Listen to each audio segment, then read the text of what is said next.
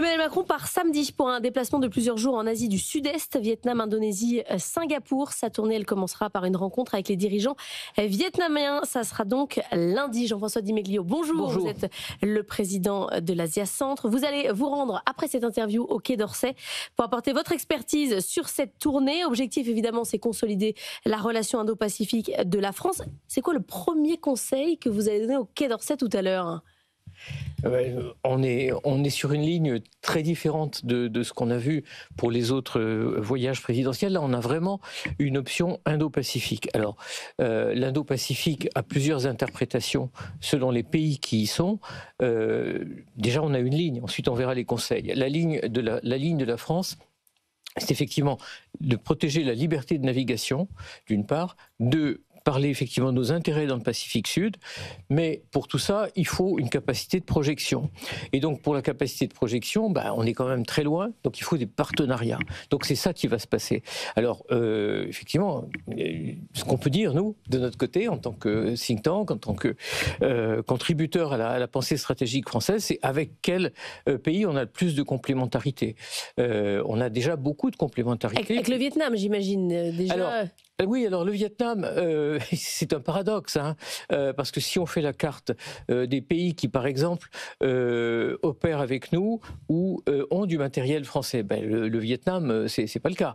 Donc on peut parler de complémentarité si vous voulez, mais le partenariat, il est très fort avec Singapour. On fête cette année les 60 ans du partenariat avec Singapour. Il est très fort avec l'Indonésie, où le président va aussi, puisqu'on vend des Rafales à l'Indonésie. Il est très fort avec d'autres pays de l'ASEAN, en particulier les Philippines, avec lesquels, de même qu'avec le Japon, on a mené une opération du groupe aéronaval entre janvier et mars 2025, c'est-à-dire une projection, parce que le sujet, quand on est un pays comme la France, même quand on a un porte-avions qui est capable d'aller très loin, qui fait une très longue mission, c'est qu'on est sur place avec nos territoires, mais on est quand même très loin, donc il faut se projeter. Donc le conseil, c'est effectivement de trouver les bons interlocuteurs et éventuellement de renforcer les partenariats qu'on a. Alors il y a tout le monde à Singapour, lorsque le président sera à Singapour après le Vietnam et après l'Indonésie, c'est le grand dialogue Shangri-La. Le dialogue Shangri-La, c'est dans l'hôtel Shangri-La de Singapour, tout simplement, depuis quelques années, en fait, depuis de longues années. Et donc, c'est le dialogue stratégique qui concerne donc les questions stratégiques et militaires dans la région, avec un côté exceptionnel. Vous voyez que je n'ai pas beaucoup de conseils à donner au président, parce qu'il est arrivé maintenant à un niveau de visibilité tout à fait exceptionnel pour un dirigeant européen cette fois-ci. C'est la première fois qu'on aura ce qu'on appelle un keynote speaker, c'est-à-dire un orateur de premier rang dans ce dialogue où il y a tous les pays d'Asie qui sont impliqués dans les sujets stratégiques, et la première fois que c'est un pays du P5 européen. Le P5, c'est les 5 membres du Conseil permanent. Caroline. Cette tournée d'Emmanuel Macron, elle intervient dans un contexte bien spécifique de tensions avec Washington. On sait que Pékin est impliqué dans des conflits territoriaux dans la région. Est-ce que le timing est bon finalement pour la France, pour s'imposer comme un partenaire plus fiable, peut-être plus respectueux aussi de la souveraineté de ses États ? La force de la France dans le sujet, c'est de rester sur sa ligne de multipolarité et de partenariats multiples. Effectivement, ça c'est pas nouveau dans le discours de la France, c'est de dire on est dans tous les dialogues stratégiques. Alors on est au Shangri-La où on aura des Chinois, au Shangri-La, on aura des représentants de l'Asie du Sud-Est, mais on est aussi dans un dialogue stratégique en Inde, au Resina Dialogue qui a lieu tous les ans au premier trimestre de l'année. On est aussi dans des dialogues avec la Chine, au Xiangshan Dialogue. Et donc, ça, c'est une posture française permanente. Alors, quelle est la voie de la France ? En fait, votre question, c'est est-ce qu'on n'est pas affaibli en ce moment, pris entre deux blocs, une espèce de guerre sur tous les fronts, ou une guerre, je dirais, qui n'est pas effectivement militaire, mais entre la Chine et les États-Unis, et qu'est-ce que fait l'Europe, et qu'est-ce que peut faire un pays comme la France dans ce combat des très grands, on va dire. En fait, le message, et il y a aussi un message, je dirais, diplomatique et commercial, c'est que tous ces pays ont en fait besoin de la force d'équilibre que représente l'Europe, et en particulier la France. La force d'équilibre, c'est quoi ? C'est qu'on est quand même un énorme marché. Donc il doit y avoir des accords commerciaux, par exemple, signés. C'est pas au programme.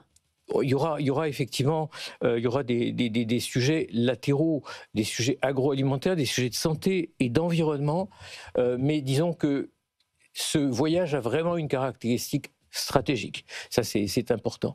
Néanmoins, et puis il n'est pas seul, hein, le président avec un certain nombre avec des ministres, bien sûr avec Sébastien Lecornu, avec des ministres. Donc, on va parler bien sûr d'autres sujets. Est-ce qu'il y aura justement dans ces autres sujets l'Ukraine et Gaza au menu ? Ça fait bien sûr, il y a des crises, il y a des crises un petit peu partout. Et puis vous savez que donc le mois prochain est une échéance sur ce sujet. La France doit prendre position. Bien sûr, on ne peut pas l'exclure. Donc discussion géopolitique, mais par exemple le Vietnam sur des sujets comme l'Ukraine, ils peuvent avoir quoi comme position ? Ils peuvent vis-à-vis de la Chine qui est en ricochet sur la Russie. Qu'est-ce qu'on peut attendre ?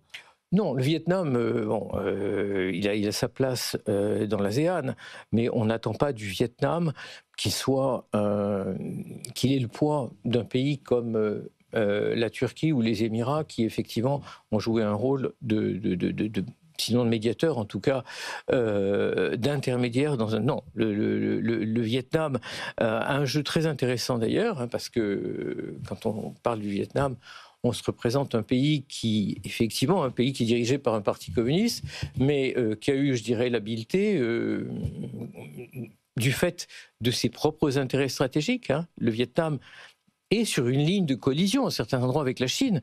Donc, du fait de sa position ambivalente, il a un intérêt à parler aux Occidentaux. Les premiers qui sont venus au Vietnam, lorsque le Vietnam s'est ouvert, ce sont les Australiens et les Américains.